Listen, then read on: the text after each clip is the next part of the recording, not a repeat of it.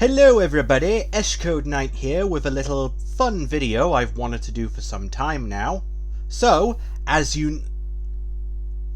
I'm sure you're already aware, I like Pokémon and I wanted to do a video on it.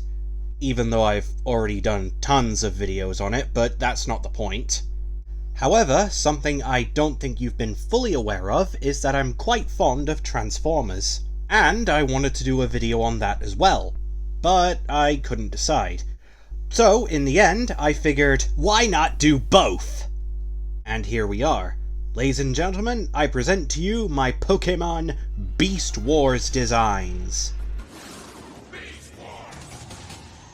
I bloody love Beast Wars. It's one of my favourite cartoons from the 90s, even if the animation is quite dated.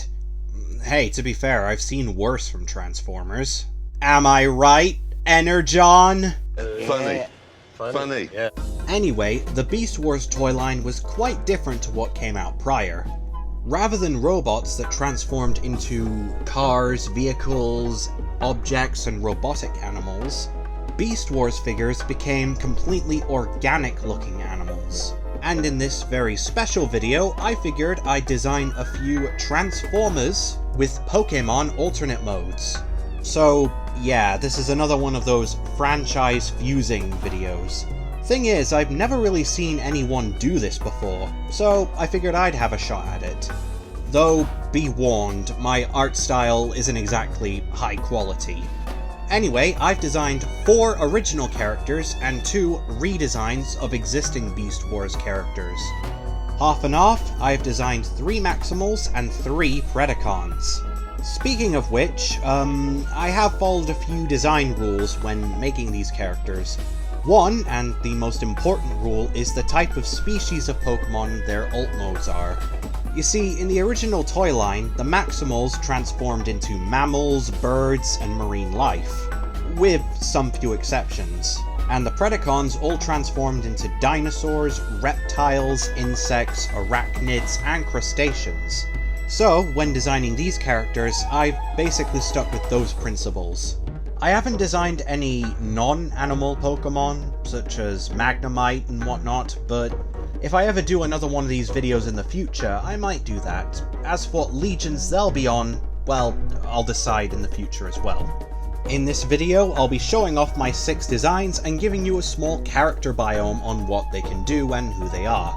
With that said, I'm Eshcode Knight, and here are my Pokémon Beast Wars designs.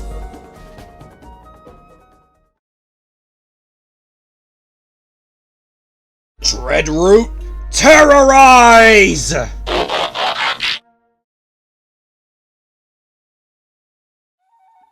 Starting us off is the Predacon Warhead Dreadroot.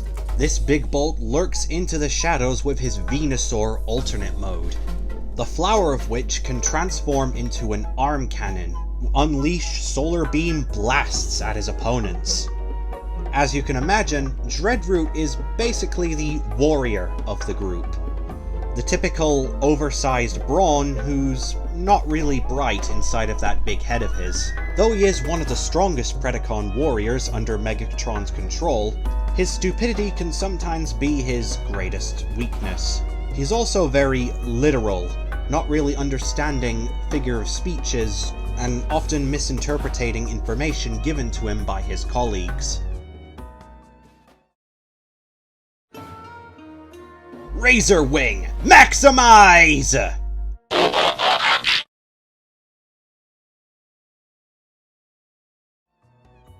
Next is our first Maximal, Razorwing.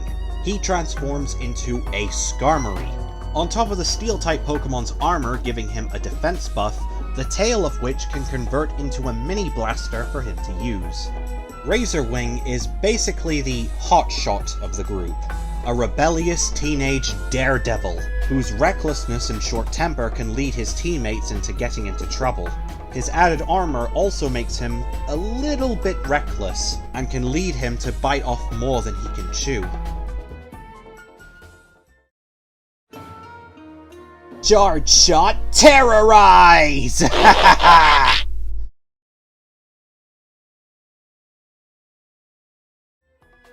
Next, we have the Predacon nutcase Chargeshot. With his Vikivolt alternate mode, he can take to the skies and combine his arms together to create Vikivolt's rail cannon, firing concentrated electric blasts. Chargeshot is a Predacon scout and one of the youngest of Megatron's fleet. The problem, however, is that he's basically the Cyclonus of this series. No, I mean the one from Armada. There you go. Basically, he's the type of soldier that only signed up just so he could blow stuff up. Needless to say, the stealthy assignment of Scout doesn't really settle with him, and can lead him to butt heads with his higher-in-command.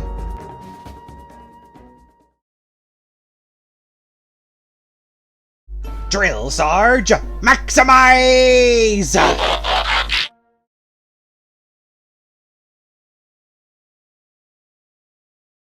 Next up, we have Drill Sarge, a former commander of the Cybertron Elite Guard.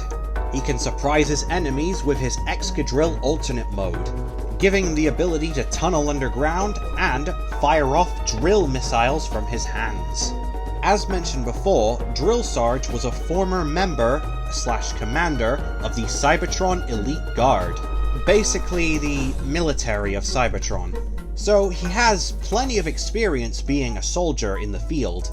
However, this can make him very bossy, strict, and kind of unpleasant to be around. He's basically Bluenos from Tugs, and just like Bluenos, this can lead him to put orders above common sense.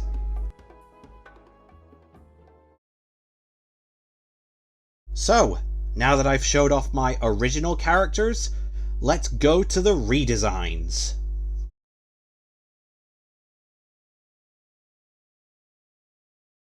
Megatron, terrorize!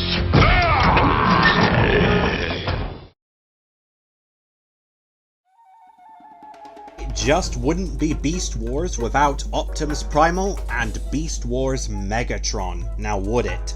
This version of Megatron can transform into a Charizard, the tail of which stores a dagger which can be ignited in flame.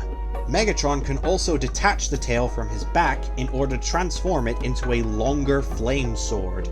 Now, I know Beast Wars Megatron normally has a T-Rex as his ult mode, but he does have a Dragon alternate mode as well, and I decided to go for that for this version. Now, unlike his war-hungry G1 predecessor, this version of Megatron is a grand schemer, with more emphasis on dramatic flair than flat-out search and destroy. For me, Beast Wars Megatron always seemed like the type of person who loved hearing the sound of his own voice. Like in the original cartoon, he and the rest of the Predacon faction are basically second-class citizens to the Maximals. Megatron's goal is to bring his kind out of the shadows and put them back on top by conquering Cybertron. Yes.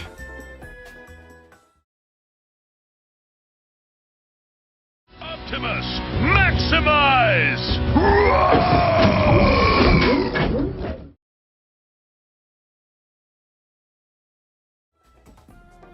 Last but certainly not least is the Maximals' loyal commander, Optimus Primal. Monkey, not truck. Or in this case, Rillaboom, not truck. On top of being equipped with Mega Buster-styled transforming arm cannons, his Rillaboom drum can combine with his back in order to transform into his optimal jets. His drum can also combine with one of his arms to double as extra firepower and as a makeshift shield generator. Though he's not even close to the type of leader his G1 counterpart is, Primal is a skilled commander who will lead his team of Maximals to stop Megatron from conquering Cybertron, even though he has more trouble keeping them in line than battling Predacons.